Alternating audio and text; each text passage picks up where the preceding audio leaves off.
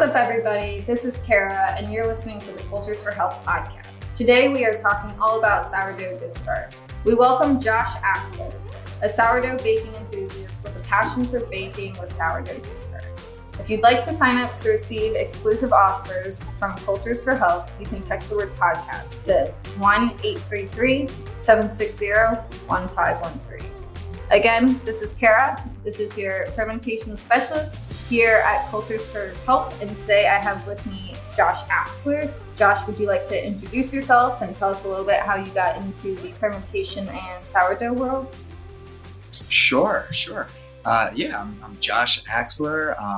My handle on IG is Jaxler12. That's how most would probably know me.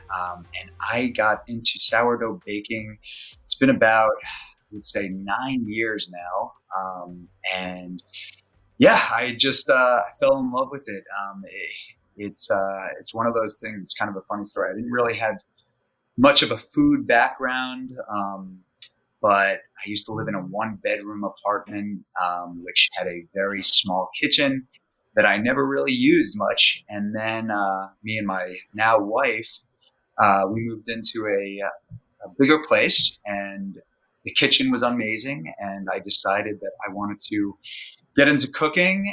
And while I was kind of getting into cooking and really kind of doing my research into what makes good food, started looking at sourdough starters and looking at sourdough baking, and honestly, I just got the bug like most people do. It was like I never stopped. I probably had a period of time where I stopped just out of frustration. And again, I think many of your listeners probably understand that frustration with sourdough, because it's can be a little finicky. And, especially at the beginning. But yeah, I fell in love with it, and I really haven't looked back. And I've just been just going full throttle with sourdough starters and my, just regular baking. But I know, discard is something that a lot of people are always interested in as well. And terms sometimes it's a little confusing. So, to me, it's one of the best ingredients you can use in any of your recipes. So that's pretty much how it came to be. That's awesome. I love to hear that, people pick up a ferment and they always struggle with it a little bit in the beginning, but then they keep going and it ends up working out for them. And then, we're here 9 years later, right? That's what you said. Yeah. I've been baking bread, I think, for about 8 years now. So right up there with you. Yeah, absolutely. It's a wonder. Bread baking in general is just like, there's so much to it, and it's never a dull moment. It comes out different every time. Like it's really entertaining. But like you said, absolutely. We are, yeah. I always feel bad for sourdough discard. I feel like, the term itself gives it such a, almost like this negative connotation that, I think about somebody being neglected or abandoned when I think of discard. Sometimes it is, right? Yeah. I mean, listen, a lot of people by, nature will just throw it in the garbage, or get rid of it, throw it down the drain, whatever, they look at it as waste. And to me, it's so far from that. Maybe initially I probably looked at it the same way, until I realized that there was things you can do with it and ways to kind of make use of it. Maybe I did probably look at it as just that, a discard. But really, I mean, I think people get confused a lot with the terms that we use in sourdough baking. You hear things like, starter, obviously, which I think is the most used. But people will hear mother, they'll hear levain, they'll hear, just numerous amounts of terms, which really all just refer to your sourdough starter. And it's really about kind of the phase that starter is in. For instance, levain is a specific build for a recipe, whereas the discard, we need to discard things, because I always think about, I always have this kind of fantasy in my head, or this kind of vision in my head of not getting rid of my sourdough starter and just taking over my kitchen like this giant blob, and my wife going crazy because I have tubs of starter all over the place. Right. So, I mean, it is super important that we do discard so that we don't have just numerous amounts of jars or just these vast amounts of tubs that, are filled with sourdough starter. But yeah, to me, discard, it, as I said, the name itself kind of throws us off. But yes, it's what we get rid of so that our sourdough starter does not continually just exponentially grow. I do get this question a lot from people as to, well, why do I need to discard? What's the reasoning? And I always say, well, think about it in terms of just, simple math. If you feed at a 1-to-1-to-1 ratio, which would simply just be 5 grams of starter, 5 grams of flour, 5 grams of water, but then now you have 15 grams of starter, and then you got to feed that. Yeah. And then if you're the same thing, it's 15, 15, 15. So now you're looking at 45. And eventually you're looking at a abundance of starter if you don't get rid of. So that's really the reason behind sourdough discard. And yeah, that's the best way that I can, think of it and explain it, I think. So is there, when you are considering discarding, do you discard every time you feed your sourdough? Is there a level that you get to and then, you discard down, or are you kind of just like, is it a certain fraction of your starter every day? How do you manage your discard? I can, the way that I discard my starter, it might be a little bit different than the way other people do it. As someone who is very passionate about this, who has a lot of experience, I do feed my starter twice a day. So, I know there's a lot of people out there that just feed it maybe once a day, maybe even once a week. And again, you're still wondering how to deal with that discard. But for me, it's a twice a day thing. So I do generally have a lot of discard. I know a lot of people will put their discard in the fridge and just keep it there. My discard actually just sits on the counter. I have what I call the 1 jar discard method. And basically what I do is I just put it in my little ball jar. And after every feed, I take the discard, the leftover, what I'm getting rid of, and I just put that into my discard jar. Now, again, if I never use that discard, eventually it will, overflow and, become too much. But we do compost. So if I ever do need to just throw out, we compost, and we use it that way, rather than tossing it in the garbage or throwing it down the sink, which, I do often hear people say, well, is it safe to do it down the sink? Not a great idea, just because sourdough discard can be somewhat sticky, and, it definitely could do some damage to those pipes. And so I would definitely suggest if you're going to throw it down the pipes, really water it down. But again, we compost. So that's, if there is ever an overflowing amount, that's where I'm going to be putting it. But I do generally try to use it in recipes, and just kind of go from there. So I really don't ever tend to throw it into the compost. On occasion, yeah. But for me, it's a simple, feed in the morning or whenever I get a chance to do it. And then I just put the discard in that jar. And then at night, so my discard actually is probably a little bit more lively than some other folks out there, which is something I think you have to take into account when you're, thinking about recipes. But it works just as well.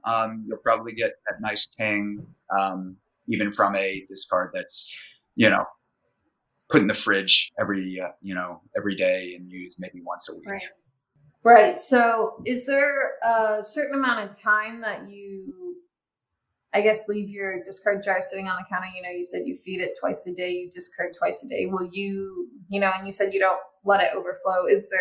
Do you leave it for a week? Can you leave it for up to a month? Like people, I think the biggest thing is people are concerned with how long that they can store it. So, a lot of people do store it in the fridge, and I usually recommend like up to a month in the fridge, but like a month seems like kind of a long time, even though you're adding to it consistently. Do you find that there's like a perfect time range, either like in the fridge, if you've experimented with in the fridge, or your on the counter method of like, I keep it for a week and then like it's kind of funky past that? Yeah. No, for sure. And again, I think that, it really is about the type of baker you are, or the amount that you're going to be using it. You have to consider how often you're feeding your own, your main starter. For me, it's, I consider starters pretty resilient things. And that's what I will often tell people that are just getting into baking or sourdough baking, is that they're often like, I feel like my starter isn't doing so well, and I'm like, well, what does that mean? And they're like, well, it's active, it's bubbly, but it doesn't, it's getting a dark film on top of it, or, it's getting a heavy liquid.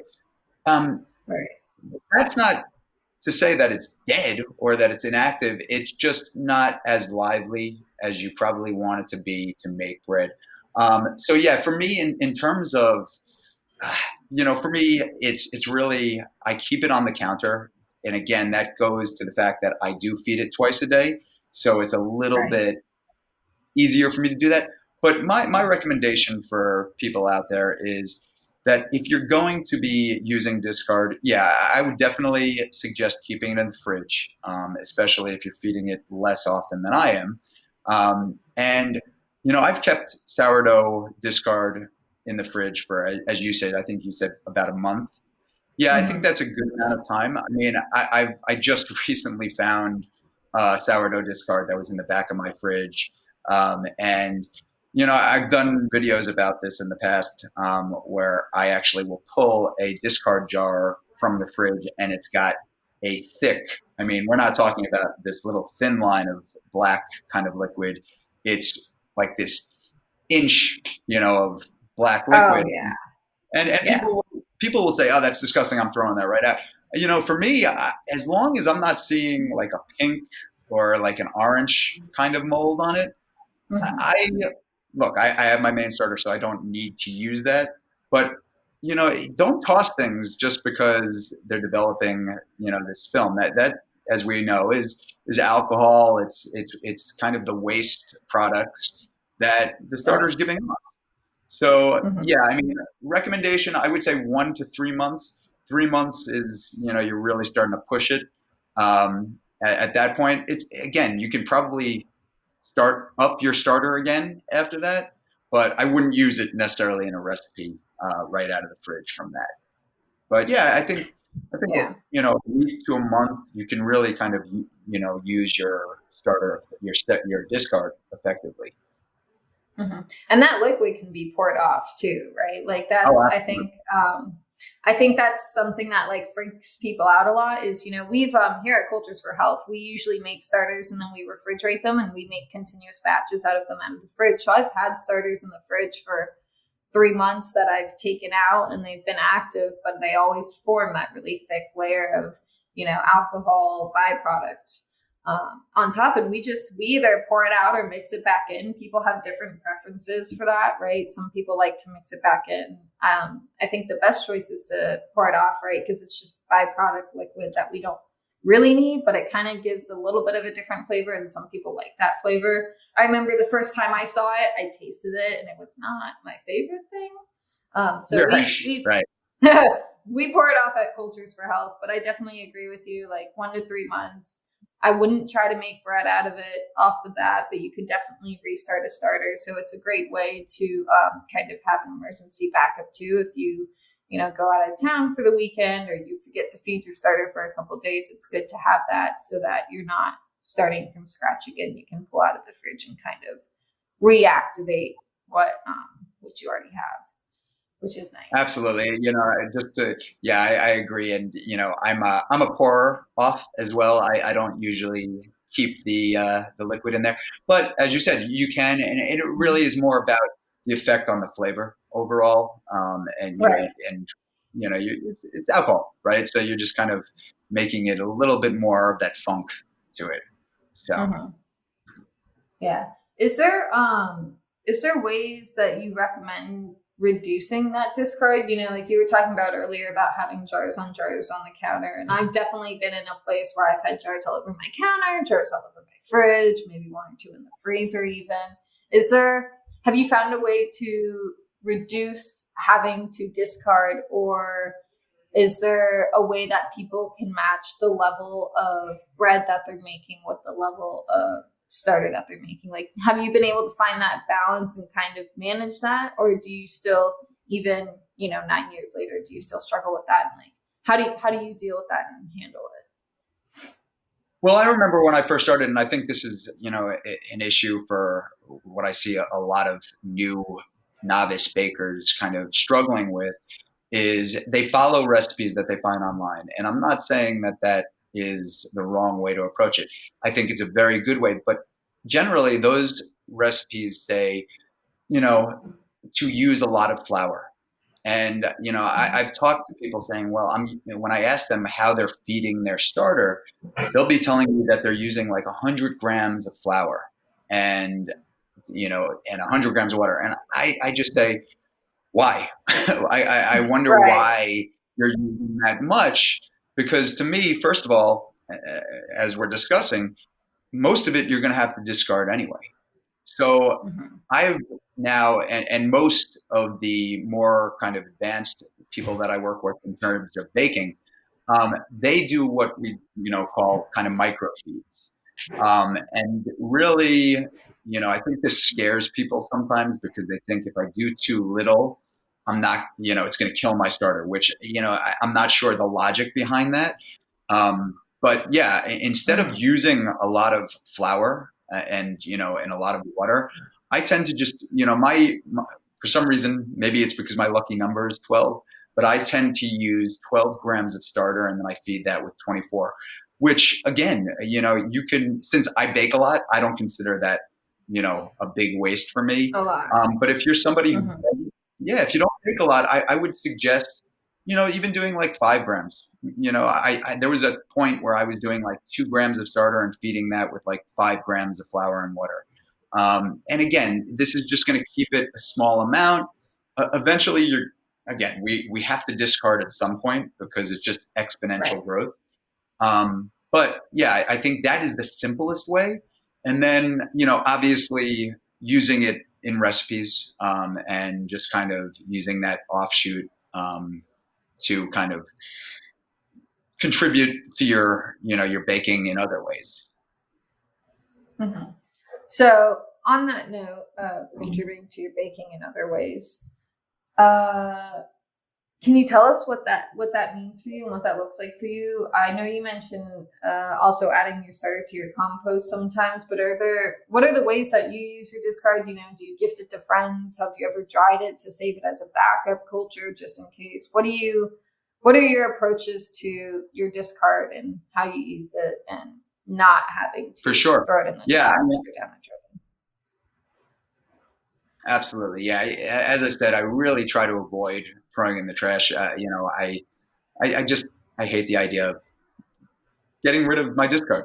It's just, Yeah. but yeah, I've gifted it before. I don't generally gift. It's not. It's just because most people that I'm friendly with, they're not so much into sourdough baking. But Mm-hmm. I do work with people that actually get rid of their own. And so yeah, I think gifting it is actually one of the best ways because first of all, I just love the idea of sharing this wonderful passion of ours. But I also think it's more for me is using it in recipes above all else, and I really do try to um, use it pretty much every other day. I'm throwing in something. I have tried it out before. Again, it's more since I have so many, I don't really need that at this point. Mm-hmm. But you had mentioned before, if you're going on vacation, those are always nice solutions to have. But I think because listen, you can freeze your starter, you can do a number of different things to keep it while you're away for a longer period of time. Um, for me, discard, I really just I use it in everything from pizzas to pancakes to muffins to scones. I mean, anything you can bake, I really believe that and needs a little bit of lift, you can use your sourdough discard. And it's gonna make an impact. It's gonna make a healthy impact. It's gonna make a flavorful impact. It's gonna do just a number of things that you just can't necessarily get with your other ingredients. And I just for me, pizza is like it's one of the most logical ways to use it because we're not looking for Yeah. the same loft that we get in a loaf of bread, but we still want some leavening power, and discard can just do the job for you. So is there a way that you substitute recipes? Like you find a recipe online and you're like, okay, I'm gonna add this much discard. Do you kind of have like a rule that you follow when adding your discard to your recipes? Like, oh, I'm gonna add 20% discard and it's gonna count for 15% flour weight and 5% water weight or something like that. Yeah, no, I do. I think it's important to really approach the recipe in a very thoughtful way because it's like recently I did a cookie recipe and I actually it ended up becoming more of a vegan style recipe. Not out of the fact that I was looking to do that, but it was simply because I needed to lower the liquid amount, and because of that, I didn't use an egg. And then I was like, well, if I'm not going to use an egg, what else can I use to? And so I was like, oh, I'll use oil. So it essentially became this vegan recipe. But through no fault of my own, it just happened. And but yeah, I definitely take into account if for instance, if I were to look at a muffin recipe online, and I would definitely look at okay, if they're using two eggs, maybe get rid of one egg and then use the starter in place. Because we have to think about what the starter is, and the starter is flour and Right. water. So Mm-hmm. we also have to minimize maybe the amount of flour we're using. But yeah, I think it's a trial and error thing initially. But I think once you get a feel for these things, it really that first shot will really be the first and only kind of error, and then from there you can really just pinpoint. Oh, wait a second. Maybe I just take down the amount of liquid that I'm using, and that's really going to be the solution to my problem here. But yeah, I think it's very important to be thoughtful about how much you're using. Percentage wise, I tend to think about that more when I'm making something with my main sourdough starter. Right. Discard almost becomes just, I just look at the recipe, look where, it needs some flour adjustments or liquid adjustments, and that's where I kind of make my adjustments, not necessarily on the percentage itself. Gotcha. So, is there anything that you've tried, like any recipe or quantity of discard that you've tried that was just like, oh no, I would never do this again, and I would never recommend it to anyone? Yeah, I mean, the thing Any about crazy discard is mistakes, crazy stories? Yeah, I mean, I actually recently did a brownie recipe, and I just ended up using a little bit too much, and it definitely made like. Listen, you want some tang and you want some sour flavor, you want some complexity, and really that it's more complexity and depth in the recipe and the actual flavor that I see. It's like the cookies that I did had a very simple amount of ingredients. It was not many, but there was a complexity to the recipe, to the actual taste. There was a nuttiness to it that I don't necessarily get in other chocolate chip cookies. Um, Mhm. Whereas when I did this brownie recipe and I kind of, was doing it for the first time, I ended up pouring just a little too much sourdough discard, and it really was like off-putting to me when I kind of now everybody's got their own taste, and maybe it would work for others, but for me, there is a point where it's just too sour and it's overwhelming the sweet. Um, Whereas if I'm using something in a pizza recipe, it doesn't usually affect it to that point where it's off-putting in flavor. Now it might change up the fermentation itself and the timing, but ultimately, you know, flavor on savory things, I'm not, it's not going to destroy my savory things. I have to watch it a little bit more in sweetness. So yeah, the brownies were a little much. Yeah, I feel like I toot this horn every podcast, but it's always try again. And I feel like that's really what fermentation is it's do the recipe, try the amount that you think is right. It may not be perfect the first time, but now, so then the next time you make it, you'll use a little bit less in those brownies, or you'll use a little bit more in your pizza dough or something like that. So I always say, like, if you tried a recipe and you didn't like it, you tried a product and you didn't like it, try to do it a little bit differently, because you may like it doing it a different way, different times, different temperatures, all of that kind of thing.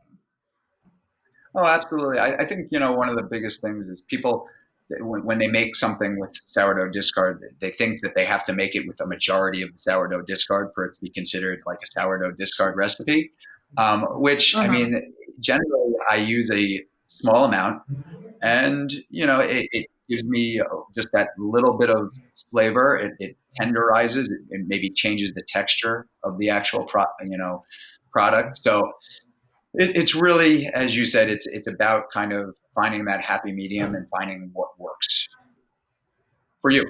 So. Right. Yeah, definitely.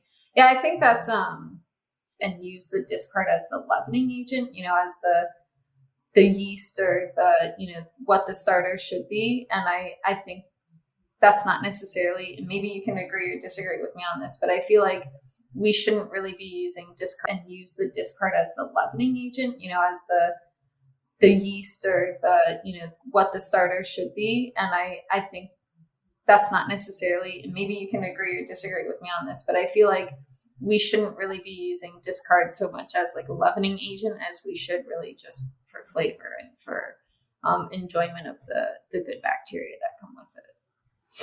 Absolutely. Yeah. I think you're right on as far as, different recipes and different, provide different things. Right. And I have two specific pancake recipes that I use, both with discard.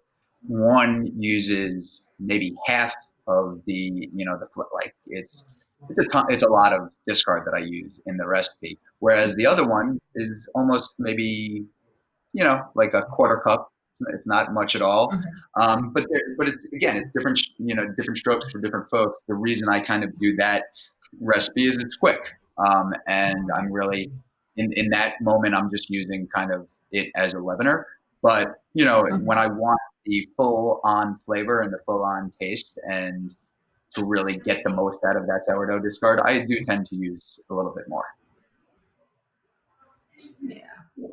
Yeah, totally agree. I think we have a really good pancake recipe, a sourdough pancake recipe too, that you could use your discard in. So anyone looking at our artisan sourdough kits, the recipe card's in there. I believe it's also on our website too. I would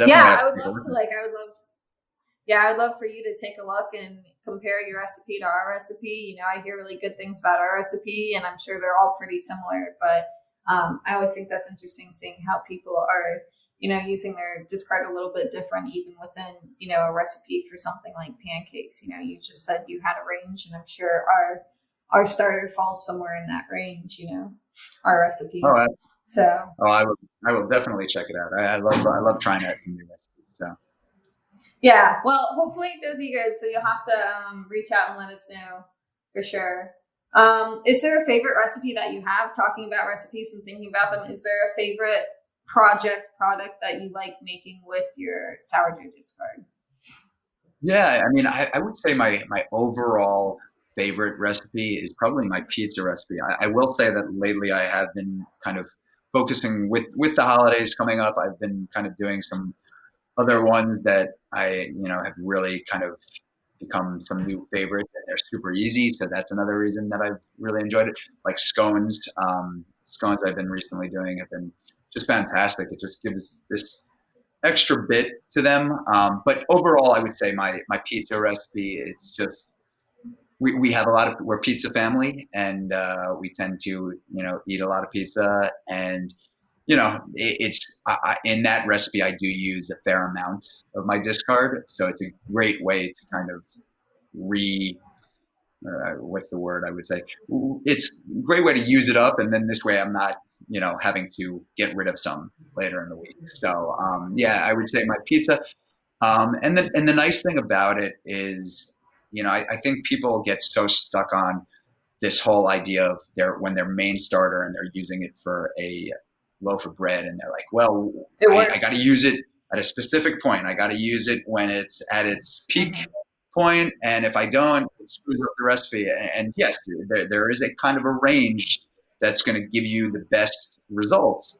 Whereas with my pizza recipe, if I decide, 2 hours before I want to make pizza, is it going to be the loftiest looking pizza in the world? No, it's probably going to be a little bit more dense than usual, but I'll tell you right now, it still tastes great, and I don't get works. it works. I don't get many complaints. But again, I think it's important for your listeners to remember that my sourdough discarder might be just a little bit more active based on what I kind of do in my own feeds.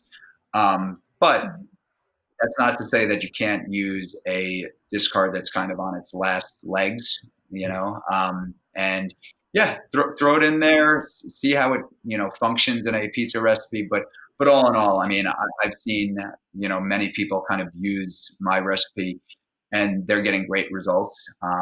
Again, I know just from looking at the pizza sometimes that it's a less active starter, discard, but they're getting wonderful results. I know that they're enjoying the pizza. So, it's my go-to recipe, and I suggest anybody if they want to check out the recipe, I have it posted, throughout my Instagram account. So. Oh, I'm gonna check it out. I've actually never made sourdough discard pizza. I don't know why I've ever thought of it. We make sourdough pizza all the time, but I've never thought to make a discard pizza. So I'm definitely gonna have to check out your recipe and try that one for myself. Yeah. Yeah. For me, it really is. It's more about, because if I had the choice, I would definitely try to do make a actual, feed a starter and have it prepared for the recipe.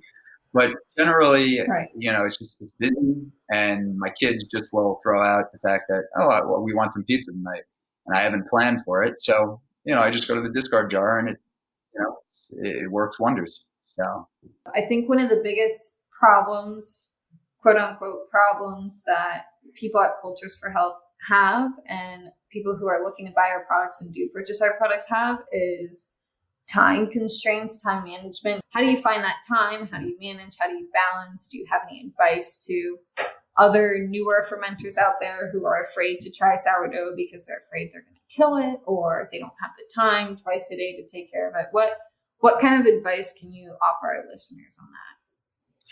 Yeah, for me, so one of the things I always tell people is don't let your sourdough starter and don't let your sourdough baking, run your life. Don't plan around. I mean, it's important, obviously, to plan, anything in life, and it's important to plan your sourdough starter feeds. But I really try to avoid getting bogged down and planning my life around my starter, because I mean, it's just, it's going to be fine. Especially with my 2 feeds a day, it's going to be fine. But I do understand the concern of somebody who doesn't feed it as much and who has some time constraints. Sourdough starters and sourdough discard, they're pets, right? You got to show them attention. So, if you can plan out 5 minutes a day where you can just feed your starter, you'll get into a habit. You'll get into a rhythm. Generally, my feed schedule for my main starter is between 12 and 3. I don't go crazy. If I'm not using it, I'm not gonna, get too bogged down on when I need to feed it. It becomes more scheduled when I'm planning to make bread. But if I'm just doing a regular feed, I just kind of whenever I get to it. I mean, there have been times I've forgotten about it, or life gets in the way and I don't have time to do it. But yeah, if you miss a feed, it happens, and your starter, as I said, starters are resilient. So just give it the attention when you can.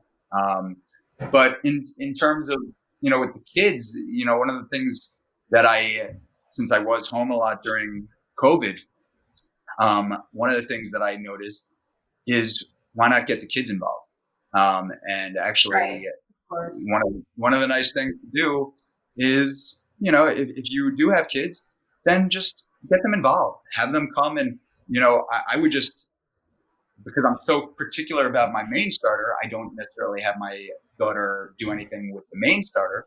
But when it comes to the discard, since I really, it's not the biggest deal if, there's too much water or too much flour. So I would just kind of toss in some water, and then she just mixes it up and she thinks she's, feeding the starter with me. So it's just kind of like a, nice way to get them involved. And yeah, it's just, it is a pet and it does need attention. And I think the more you do it, the more of a rhythm you'll get doing it and the more of an understanding.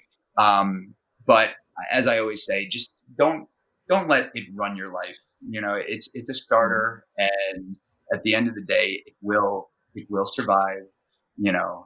These things, they're amazing. They're amazing. They're amazing little yeasties, and they do some wonderful things. So, do your best to keep on a schedule, because that will give you the best results, but don't go crazy.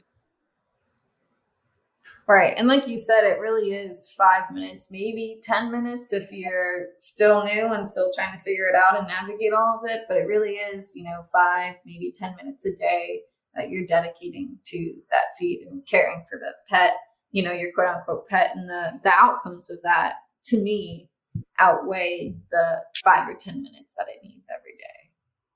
Oh, absolutely. I think us humans are very good at making excuses as to why we can't do things. And I think time is often one of those excuses, that we don't have enough time. I think we all have the ability to, my suggestion with somebody just getting in is, generally the work day for most people is, between 9 and 5. And I know that's kind of shifting, but my suggestion is always like, okay, get up, go make breakfast while you're waiting for your coffee to be, be made in the coffee pot. Just take 5 minutes, feed your starter and then just let it sit. And then right before you go to sleep, feed it again. And then you just get into that rhythm and you don't have to worry. And again, if you miss that morning feed, no big deal. Just feed it at night, get back on that rhythm of feeding it, and it'll be right back where it needs to be in a couple of days.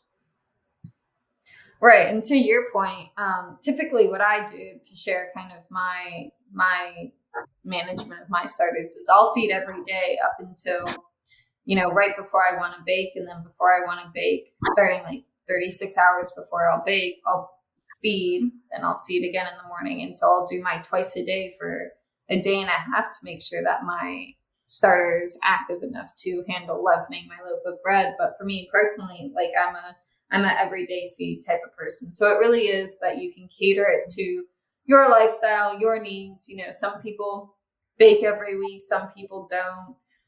It's really just figuring out what best fits you. And like you said, starters are pretty resilient, so we can do a fair bit to them before we have to worry about them. Oh, absolutely. I'll just tell a quick story. Please do. Love stories. Oh yeah, well, and this goes to what I'm sure a lot of people deal with is that, when I first started, you have your successes, you have your failures, and first off, you learn the most from your failures. So anybody out there listening, right, if you mess up, and failure is probably a strong word when we think about bread, but I know a lot of people use that. And right, when you mess up, it's going to happen. It still happens to me where I don't get the result that I'm looking for necessarily. And I know people are going to be like, well, that's kind of yes, everything you make is, always looks good. Well, first of all, it's very easy to, edit pictures and make them look good. But I've definitely learned the most from my failures. But there was a period where probably about a year or two into my sourdough baking where I just said, you know what, I'm not feeling it right now. I'm getting frustrated. I'm not getting the results that I want. I'm throwing it in there. I'm getting these balloon loaves. I'm not getting the ear to open. And I hear it all the time from a lot of people. And I took some time. I took some time away from it. I kept my starter in the fridge. Don't get rid of your starter, even if you, decide you don't want to do it right now. But I put it in the fridge, and I'm not kidding. I probably had the starter in. And this is why I say your starters are resilient. I probably had it in my fridge for about 6 months. It was a long time, and I pulled it out, started using it again, got back into it, and it worked just fine. And honestly, after that, I really started to get an understanding of my starter. I really started to understand the effect that one feed has on it, the effect that 2 feeds has on it. If I had my way, I probably would try to feed it 3 times a day. But honestly, I just don't have that time. And, I'd have to get up in the middle of the night to do it. So, that's why don't let it run your life. But, for those out there that are getting frustrated, sometimes it's okay to take a step back. But I will say that everything in terms of bread baking and, sourdough baking starts with your starter, and that if you treat your starter well, your recipes, your bread, whatever you're making with it is going to turn out well. I guarantee once you start feeding it appropriately and taking care of it and giving it the kind of the respect that it deserves, then you'll start to see some really phenomenal things start happening with your baking. I've seen it, I see it all the time with people asking me questions that go from the 1 feed to 2 feeds. And this is not to say change up, go from 1 to 2 right away. But to me, if you're feeding it twice a day, you're going to get those lofty loaves that you probably want. So the thing that I wanted to add on to that is that even when you're baking, we've been talking about sourdough discard this whole time, but even when you're baking, I think the other side of sourdough is, well, I know I'm not going to get that perfect loaf the first time. So what do I do with all the loaves in between? The loaves that come out too flat, or the loaves that have too much liquid in them, which sometimes can be one and the same, right? There's ways that you can even use those, right? We can use it as breadcrumbs. We can use it as croutons. There's plenty of ways. I've made bread pudding before with sourdough loaves that didn't turn out quite right. That was like a little bit too dense for something I wanted to eat, but worked out great for something like bread pudding. So even when you're baking, there are ways to use and reuse your loaf if it's not perfect and quote unquote edible. You mentioned failures, and people call them failures, but they're not necessarily failures. And I agree with that. Like, it's not necessarily a bad loaf every time. It's not necessarily an edible loaf every time. Like, there's other ways to use it, right? Oh, absolutely. Absolutely. I think, it's just a matter of kind of, figuring out what the best juices is for the different starters that you may have. Your main starter, you're going to use it for, for really getting some lofty loaves, for getting that oven spring that you really want. Whereas discard, you're not going to get the same thing, but you have to understand that. You have to understand that, if you neglect your starter, it's going to neglect you in a way, and it's not going to, do its best work. Right. But again, don't, as I said, I've seen people that will feed it 1 time a day, once a week, and they'll ask me, why am I not getting that ear, on my bread? Why is it not getting the same oven spring as yours? And now there could be a number of other factors, but the thing that I always ask them first and foremost is, how do you feed your starter? How do you take care of your starter?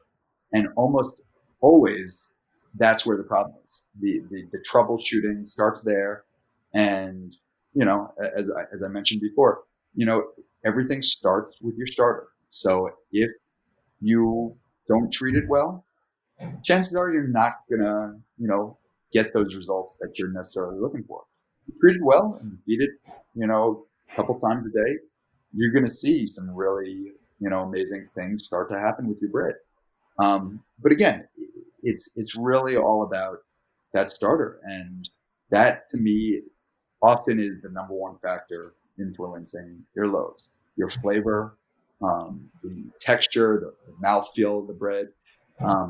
It really is going to have such a vast impact on the bread itself. But again, bread is a finicky thing, and that there's a lot of different factors at play here. But if you're having issues, I say start with your starter. I say always look to your starter first. Mm-hmm. And if you're having issues, I know for us personally, like Cultures for Health, we have a whole customer experience team, and I'm also part of that, and I participate and I help them out. So there's people out there who are willing to help and give advice, and I'm sure you're in the same boat. If someone were to message you, you would also be helpful and give them good advice and help them get the results that they're looking for as well. Because I think sometimes, the unseasoned person doesn't necessarily even know where to look within their starter. They can be like, oh, I'm feeding it twice a day, and it's just not going. But then they have it at like 60 degrees or something. It's like, okay, well, there's your problem, is you have it too cold for it to really want to be active and have that, I guess, gush of life. I don't know what you would call that, where, at like 70, 75, even 80 is a little high, but there's a range that our starters like. And so I think even beyond, just like feeding it twice a day, there are things that we can do to help our starter be more active. And so there's people all around you. There's tons of people who make sourdough. So always reach out to someone. There's got to be someone within your community. We're here for you at Cultures for Health. There are so many different ways to get help with your starter. But I also, like you said, I encourage, to try to figure it out too, because you really do learn a lot by figuring things out and, from your failures. And that's all part of the fermentation process, and that's all part of the lesson. And what I do here in Ohio may be different than what someone does in North Carolina or Utah, because the humidity and the temperature and all of that is different. The elevation is different. Some people say that affects it. And so I would say absolutely people should be not afraid to reach out, but definitely when in doubt, look 100%. I think you hit on a lot of important things there. Listen, it's a starters that there's a lot, and I think you also said that the best learning comes from those frustrations, comes from some of those failures and those mistakes that we make. Temperature for me, I didn't understand for a long time when I was new to this how just important even a degree could be, and I think Absolutely. when you're new to this, you think, oh, what's 75 degrees rather than 76? How is that? And I always say, just test out different temperatures, test out different areas, because as you said, like I keep mine in a proofer, so it's more stable and consistent. But if somebody doesn't have a proofer, it's a costly option. But you have your oven, you have your your microwave. You can kind of make little proofer boxes out of that, and that's going to be different, because it's not going to be as consistent. And it's really just kind of figuring out how to get the most out of your starter, and littlest with the littlest effort sometimes. So, but yeah, it's learning. It's all about learning, and it's all about your starter when it comes to your bread. And I think the more you learn about it, the more you understand it, the more you understand how it's going to react and just change with the little changes of the season. All these things are gonna play into it. So the more you learn about your starter, the greater impact it's going to have on the success in your own baking. Right. And I mean, both of us, you've been in the industry or in bread making for 9-ish years. I've been in bread making for 8-ish years.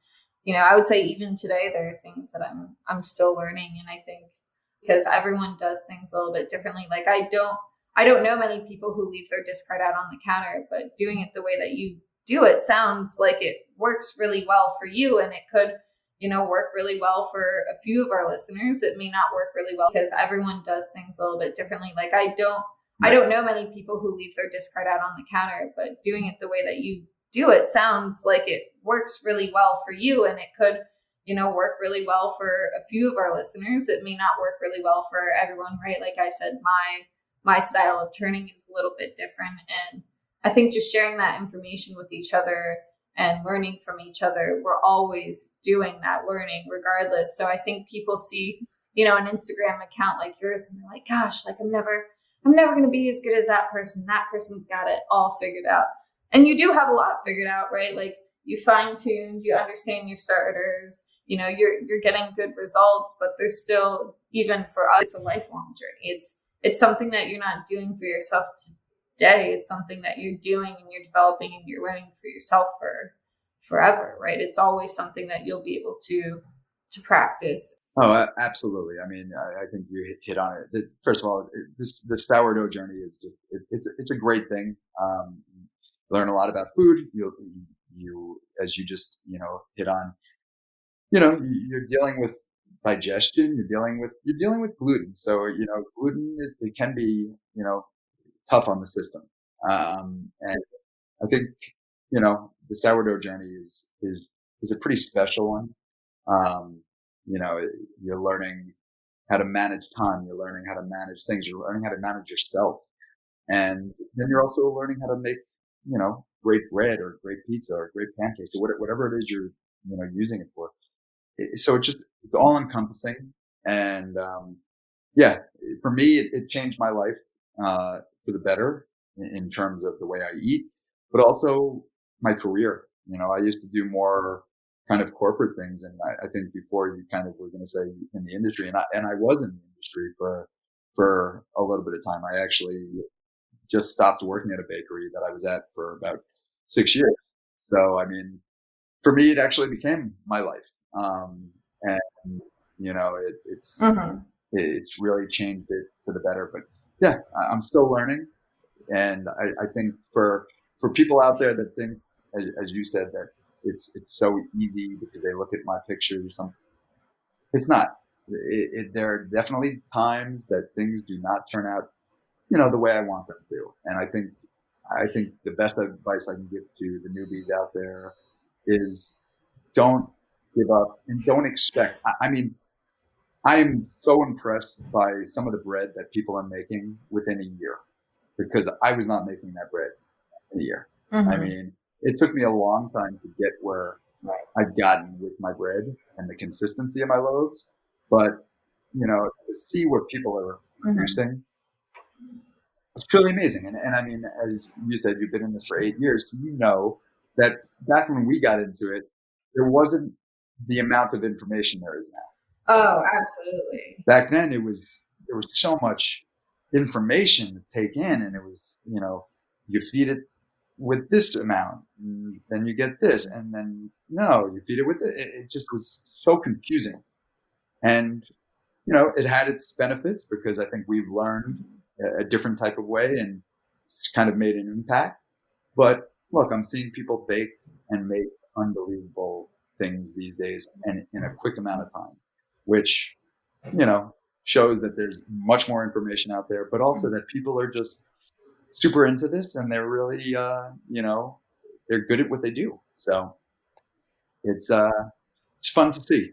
Yeah, it's exciting to see. I love seeing Instagram pages look really cool, so you're seeing recipes from other bakers using other different types of flours or agents to color their bread, like pea flour, that blue purple color butterfly pea flower was a really popular. It's really cool, so you're seeing recipes from other bakers using other different types of flours or agents to color their bread, like pea flour, that blue purple color butterfly pea flour was a really popular thing for a hot second to add to your loaves because it gave such a beautiful color. So it's really inspiring to see other people trying, participating, coming up with new recipes, and you get to try their recipes, right? Like today we were both like, oh, I'm going to go home and I'm going to try that, and that's really a part of what all of this is to me. So I guess to wrap this up, do you have any last words of advice that you want to give anyone? Any special holiday loaf that you're looking to bake this year that you're really excited about? I mean, every day I'm trying to kind of think of new ways to incorporate sourdough and that fun loaf. Like right now I'm sure you've probably seen it, that Thanksgiving loaf that's been going around where everybody's doing like the turkey. And I know that I think it was actually started last year. I mean, I had so many people send me loaves like that. So I mean, for me, it's kind of thinking in terms of what season it is, and what we're seeing as kind of that's popular these days, and just trying to kind of bring that to sourdough baking and making it more kind of something that just the average Joe can kind of look at and say, oh, I want to try that. I think I can do that. So for me, it's all about making this more attainable. I will be, I've been working on a website with somebody, and that'll be dropping very soon. And really the whole idea behind that is just to make this more attainable. To me, I know that this can be a intimidating avenue in terms of cooking or baking, because you do got to make something from scratch, and you got to take care of it, and you got to, really tend to it. But I think if you can get that sourdough starter kicking and going, the rest you can really just, it is super attainable, and it is something that with just a few, things you can learn to do some great, bake some great things. So, check out my website when it does drop. It's going to be artisanavenue.co. And once we get that going, and it'll have some tutorials on the best ways. I'll be doing more videos, and ultimately, I'm really hoping that it's going to be for the person that's just getting into baking, as well as somebody who's been in it for a long time. But really, I'm focused on people that are just getting into this, because that's where I was, and I just remember the frustration, and I don't want people to, I think a little bit of frustration is good, but if it scares you away, then we're not doing our job. So right. I want people to approach this as something they can do, and that they, that is attainable, as I've said. Right. And I mean, that's really the ultimate goal we have here at Cultures for Health, is we're trying to provide kits and cultures for people all the way from the most basic level of never made it before, all the way to someone like you who's, been in the industry for 10 years, who could, get something out of it, like our pancake recipe. We try to cover all grounds, but I think it's really important to cater to the beginners and the people who may not know and may struggle and may give up. We don't want them to ever give up. And I'd like to think that at Cultures for Health, not only do we provide a product that helps people get to that level, but we also have a team that's there for them as well. And so I think you're absolutely right that educating beginner fermenters is really where it's at. And we all have to watch out for each other. And we've all learned those lessons, and so it's nice to be able to help someone else learn those lessons. Absolutely, and I love what you guys are doing, and bringing it to the mainstream, and kind of making something, as you just said, that people can do, and will have the ability to do by providing them with these kits and these simple lessons. So and I appreciate you taking the time to talk with me today. Yeah, and I appreciate you taking the time to talk to us. I know you said this was your first podcast, but I think it's going to be a really good one. So definitely give it a listen when it's done and out. And to all of our listeners out there, I hope you learned something new about sourdough today. And thank you so much, Josh, for coming on our podcast. Awesome. I really appreciate it, Kara. Thank you so much. Shout out to Josh Axler for joining us today. Be sure to check out his killer Instagram account, jaxler12, for tons of baking inspiration and his soon-to-come website. Remember, if you'd like to sign up to receive exclusive offers from Cultures for Health, you can text the word podcast to 1-833-760-1513. Thanks again for joining us, and we'll see you next time.